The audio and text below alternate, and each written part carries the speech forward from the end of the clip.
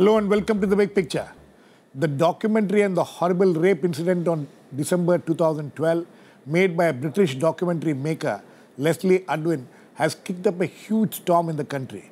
The film, which has an interview with one of the convicted persons, Mukesh Singh, has been at the center of the controversy. The convict, who is facing death sentence, has justified his act and put the blame on the victim in this documentary, India's Daughter, which is to be aired on BBC this weekend. However, a Delhi court has restrained the broadcast of this documentary in India. Many questions have cropped up following this controversy. One is the attitude of the people who commit such heinous crimes, and also the attitude towards both victims and perpetrators in the society. Questions about whether such documentaries should be made or permitted to be made is also being discussed. There are also questions about the way the Tihar jail officials as well as the Home Ministry conducted themselves. The larger issue of whether such documentaries help in educating the society against such heinous crimes are also being posed. We will discuss all this today with Marwah, former Delhi Police Commissioner and former Governor, Shailaja Chandra, former Chief Secretary Delhi, Shilpi Jain, a lawyer, and Vrinda Gopinath, journalist and editor of altgaze.com. Welcome to all of you. Mr. Marwah, is this an issue on which there should be so much of hue and cry about what the victim has said when we have heard these kind of comments from various sections of the society in the past? I think it is quite justified because one thing, the case is already, the legal process is still on. Appeal in the Supreme Court is pending, and to allow the convicts to give their defense, if it is a defense, and telecasting it is not done, particularly when they are lodged in a jail. So I believe that this was something which was avoidable. No, but how did the filmmaker get access? What are the rules for that? As the general rules as far as allowing any filmmakers or even journalists or others to go and meet the convicts in these kind of cases? Permission is required, and that permission can be given by two authorities. One is the jail authorities, and the other is the court. In this case, there is a third authority. There is a letter from the Home Ministry. How was Home Ministry brought in? I don't know. Obviously, the filmmaker approached the Home Ministry, and Home Ministry may have asked the jail authorities to allow her to do that. I think with hindsight, it was not good judgment. Not good judgment. Shailaja Chandra, one of the aspects is, of course, what may, this whole technical legal aspect of whether this should have been allowed or not allowed and things like that. But the argument of the filmmaker is that these kind of films will help educate the society. Well, why must you only pick on a convict whose appeal is still pending? Obviously, I mean, the filmmaker was trying to make big news, and obviously such a film would be seen internationally with great interest. So it wasn't just thinking of the women and, issues that would have propelled her to do this. But I would say... In her defense, in the defense of the filmmaker herself, she says that she herself has been a victim of rape. So, to see her as somebody who is trying to exploit this kind of situation may be a little, overdoing it. No, I would say she is doing a job. She is a filmmaker, and it is her job to get something newsworthy and to put it out. As far as her role is concerned, in no way can you criticize her or castigate her.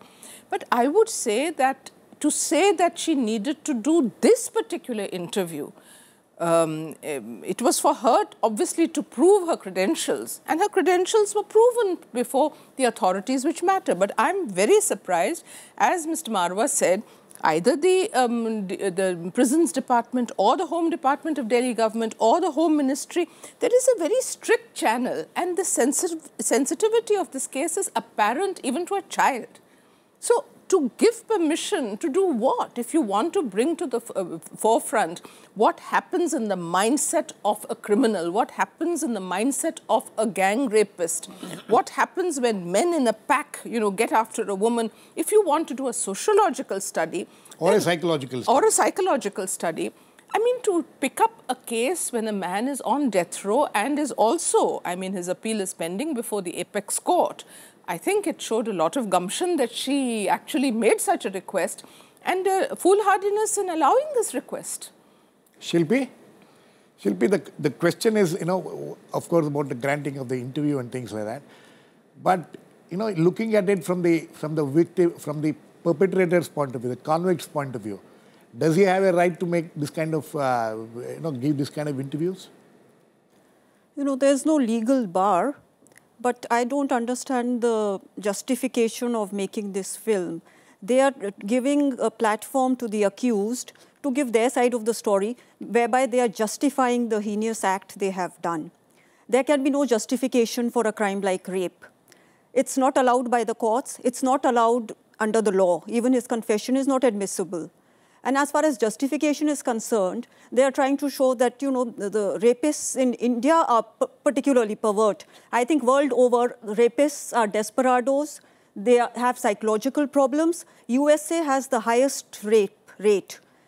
France, Germany, Sweden, they are amongst the top 10 countries in the world where the rape rate is the highest. What is their justification? They will hide under the, defense of alcohol, drugs, whatever be the justification. It's not as if only in India a rapist will make such a statement. Wherever there is an offense of rape, those guys are desperados. They have an abnormal mind, and to give them an audience is making them into heroes. The school children, the college children, they are of impressionable age. They may see another perspective to this entire act. They may identify themselves with, the defense this guy is making. It will only encourage depraved feelings and further degenerate the society. Okay. Vrinda, is that the way you look at it? There is another very interesting angle to it. As journalists, this is also a journalistic work, if you look at it that way. So the question of freedom of expression, that also is being touted now, that whether whether films like this help in educating society. So how can it be barred from being viewed? Precisely, because I don't think, since being from the media, we've always been against any kind of ban. We've always been, for things to be out there in the open. Because precisely this, what's happening is that it is provoking such a discussion and debate. I think that's very good, isn't it? That that you can talk about what is permissible, what can be done, what cannot be done, and let's face it, if this guy, there's no justification. I mean, the act has no justification. No. Right. And what he's saying, if he's saying that, this is when everybody's not talking about a mindset. But I'd really like to go back as a journalist to what politicians are saying, especially in Parliament today, where they all went on, there was this huge uproar that it should be banned, which is not correct. And number two is that, they're talking about what will it do for the image of this country. Meenakshi Lekhi is talking about, it's going to affect tourism. But I think they should also look at the kind of debates that have been going on in this country for the last 8-9 months about love jihads, about, ghar wapsis, about violence, about, shouldn't they be looking at that rather than just the film? What is causing this kind of, outrage and, arguments and viciousness? It's really kind of making society so, violent. Mr. Marwah? Or, I would like Shailaja Chandra to respond to this. I am a hard-boiled administrator, or was. And I look on everything. I'm sure some of it you continue to carry in your mind. It is in my mindset, yes. Now, much as I believe in openness and transparency, which is also part of working in a civilized society, I do feel that if the police have managed to get a restraint order from the court, it is on the plea that 4 sections of law have been invoked by this film. And showing this film will invoke 4 sections of law. Ordinarily, I would have said rubbish. What is this film going to do? Is going to outrage the modesty of a woman? Is my modesty going to be outraged? No, certainly not. But see it in another context. If, as the parliamentarians got into the well of the house or whatever, they shouted the place down, that is Parliament, Suppose you had a reenaction of the enactment of the Nirbhaya case. Suppose you had young people coming on the streets against whatever this man has said, because it is highly provocative. It will be a law. He is not the first man to have said this. No, but he is going to get the limelight. Hundreds of people have said it. They say it all the time. All the time. The RSS talks about, what the behavior of Hindu women, what they should be doing. I agree that bringing it to the forefront, that this is how people talk, and get society to consider that how panchayats, for instance, have issued this kind of... But when you have to, for a minute, divest that episode from this particular individual. This individual is held in the greatest hatred and contempt by society. When he makes the statement, it is more than possible that people will take to the streets. You will have another public order problem, because people, when they are incensed, don't look at the right and the wrong, the transparency, the accountability, the responsiveness. All these are great words. But when you see a man who has done this along with 4 of his colleagues and trying to justify what he has done, people will, because they can't go and lynch him. So the only way to show their anger would be to come on the streets. So the fact that the court has given a restraint order shows that it's not banning the film, it's restraining the film from being restraining the film as of now, Mr. Marwah. It's restraining the film, and obviously the jurisdiction of this court will not extend beyond India. What if this film is going to be shown on the BBC in England and across Europe or other parts of the world? I just want to interrupt. I don't think, yes, you can put it on BBC London or New York and it will go viral on the internet. That is also guaranteed. No, many people have already watched it. People are writing about after watching it. My only feeling is that if you take the view that it can be openly shown, now that if 10 people have seen it, let 100,000 see it. I do feel that one would have to say that there is a rule of law in this country, and if there is some sort of embargo placed, it will be difficult for BBC to just cock a snook at that. Mr. Marwah? For one thing, the court has passed only in temporary order. Yes. It is still further order. The court still has to hear the whole thing. Now, I think for clarity, there are 3 separate issues, and we should discuss them separately. Number 1 is rape. Now, to say that, and the second is the people's attitude to women in general, the status of women in India. And third is India's image abroad, which is also being talked about. I think we shouldn't mix up these issues. As far as rape is concerned, merely because status of women is not very high in this country doesn't mean that people can commit rape and get away with it. No, certainly not. And as the statistics given, the rape cases, the percentage is much higher in some of these advanced countries than in our country. So there should be absolutely no justification for this terrible act. And the convicts, the accused, under no circumstances should be given any quarter for justifying what they have done, because this sends a very wrong message to our youth or to even others with a peculiar bent of mind. It's not a problem confined to youth, actually. They can do these things and get away with it. As it is, our legal criminal justice system is not very strong. And first, the women don't complain. If they complain, the case doesn't get investigated or registered. If it is investigated, the courts charge sheet courts take years and years, and even after they take years and years, most of them don't end in conviction. In this case, on top of all this, if you have a case and a documentary like this, it is not going to do any good at all. But as far as the general attitude is concerned, of course, we should take up this issue. That is exactly the point. The point made by Vrinda. Shilpi, the point made by Vrinda. This documentary was made.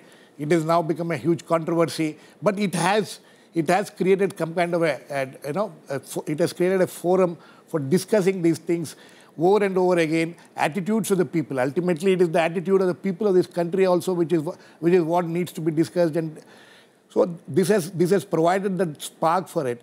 And banning these kind of films, would that be a solution? I have always held in all my debates or write-ups that crimes like rape or dowry, they are social problems. They are not merely law and order problems. We need a change in the mindset. The gender discrimination begins from the moment a girl is born in an Indian family, irrespective of in which strata of society she is born. There isn't a celebration. A lot of it has to do with dowry, because the parents begin to save up from the moment a girl is born. Dowry is a menace we have not been able to fight at all in this country, despite having all the laws in place.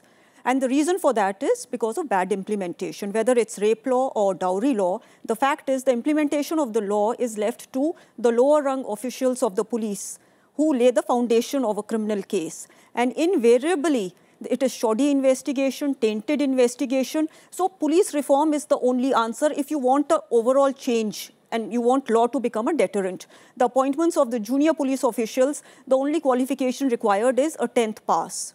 Now, a 10th pass, leave alone knowing the law, he would not have any experience of dealing with people. So first, I think the requirement must be that it must be at least a law graduate who is given the investigation of a police case so that he applies the law correctly. Then their pay scales must be enhanced so that they are not desperate to take bribe, which is the justification they give, that otherwise we will not be able to run a family also decently, and given the kind of work pressures and working hours that the junior police officials have.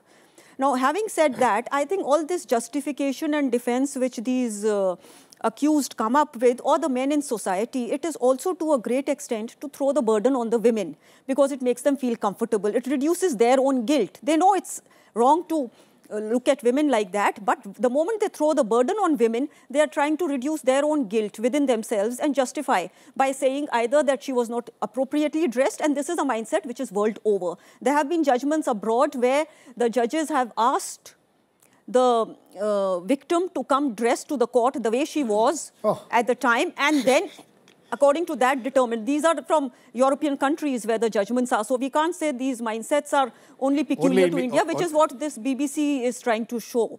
No, I don't know. I don't know whether, Vrinda, do you get that feeling that this documentary is made to make India look bad, or one.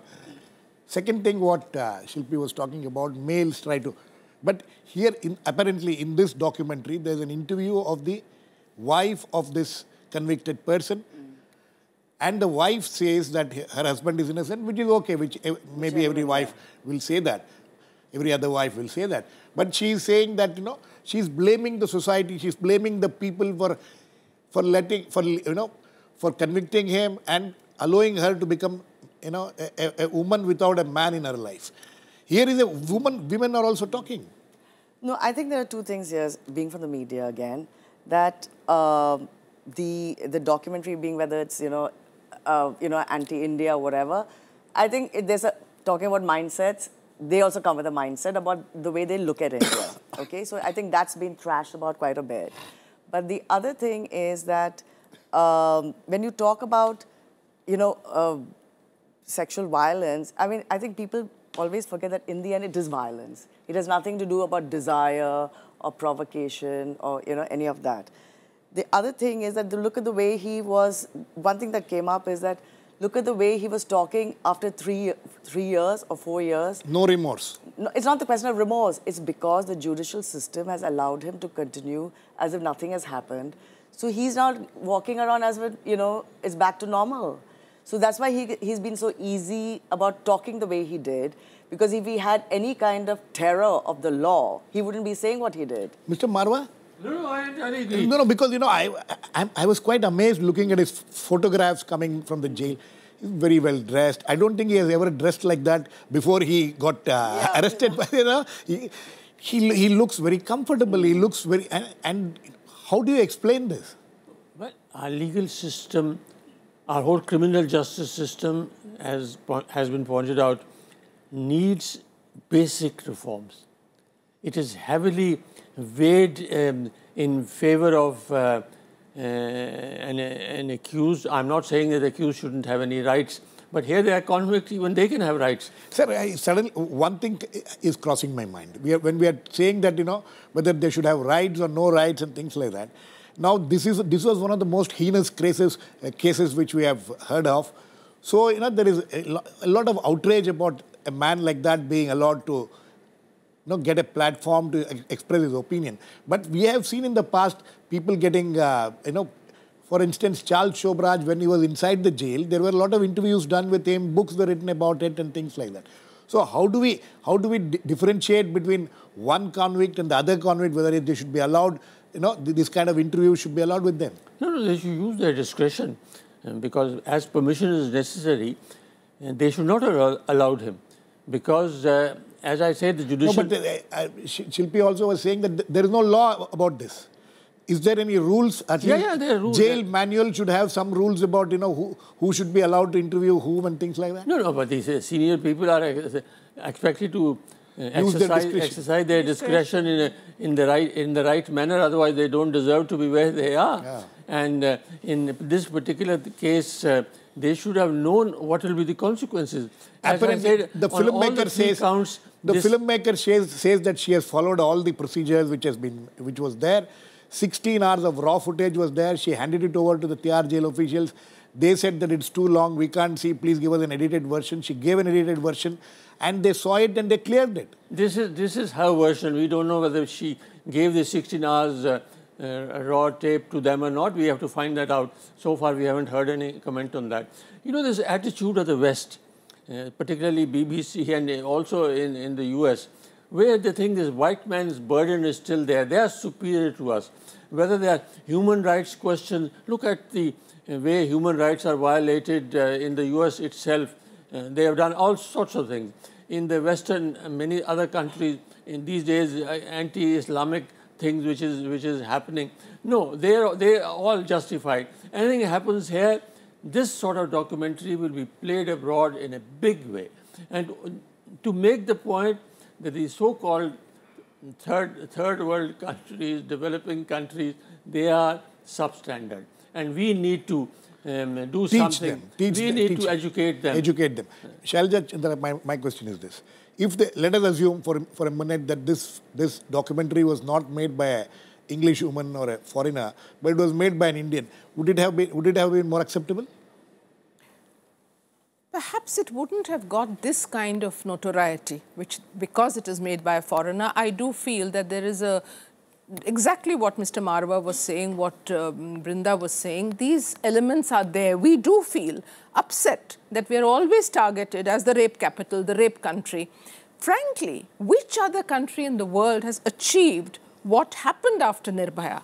I mean, those petitions which went to Justice Verma, the fact that he produced that report, the fact that the law was amended, I think these are milestones which countries would have taken years to get through. So to one extent, I would say whatever has happened is definitely put India many notches ahead in terms of its legal framework. And the fact that you have these notorious, absolutely, you might say, high-profile cases, which are now coming up before the courts, people in very high positions, including judges, have had to step down.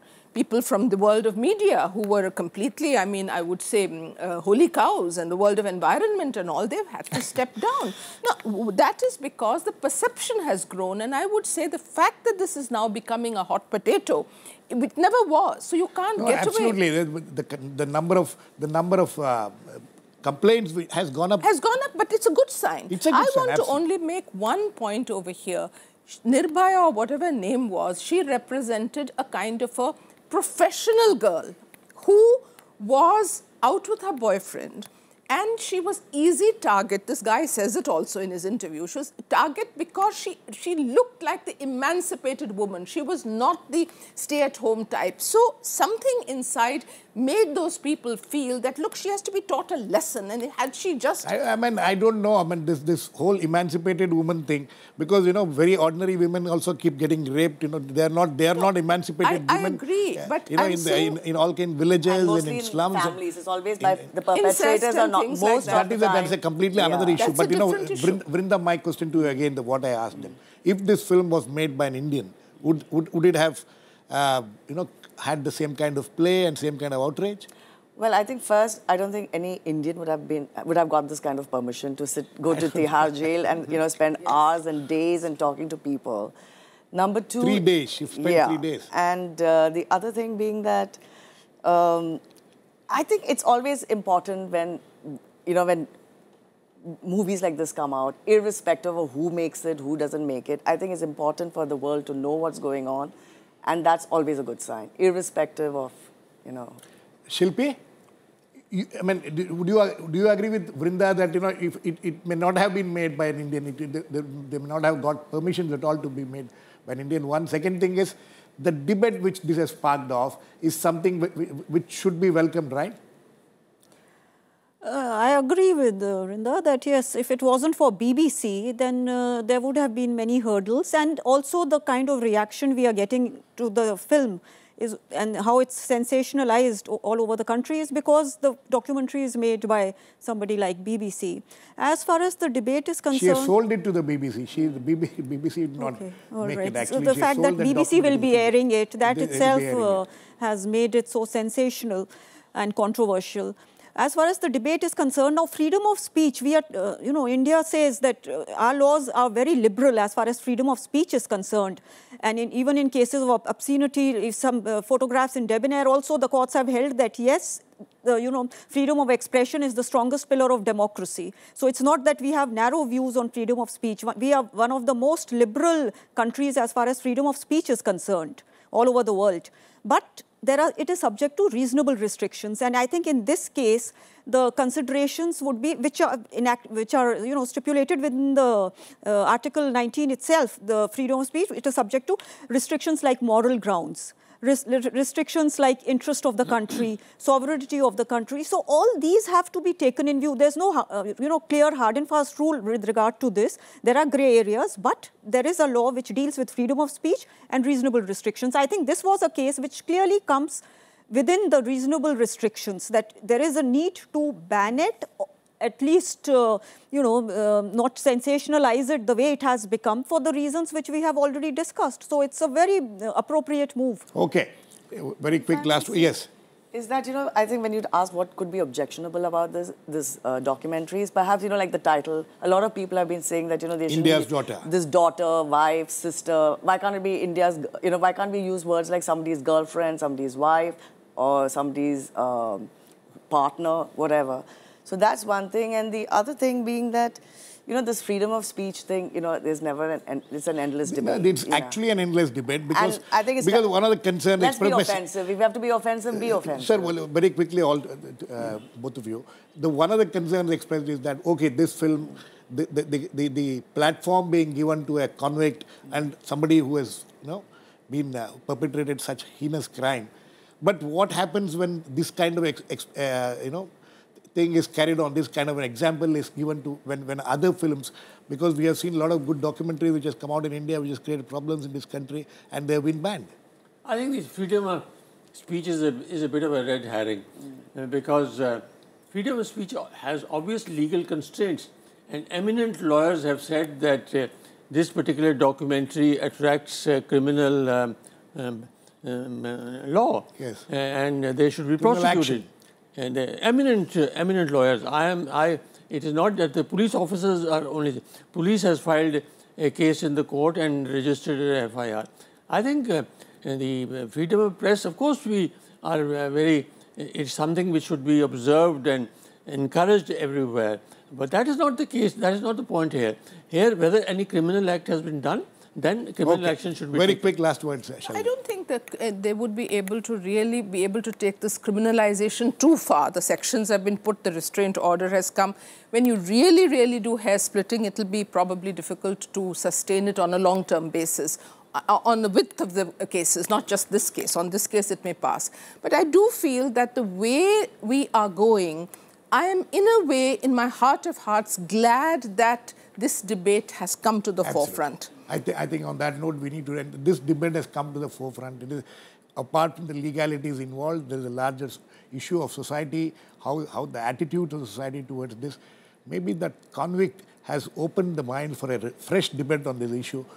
Hopefully, this debate will be held in a better atmosphere. Thanks to all my guests. Please keep watching. We'll come back with another issue on Big Picture same time tomorrow.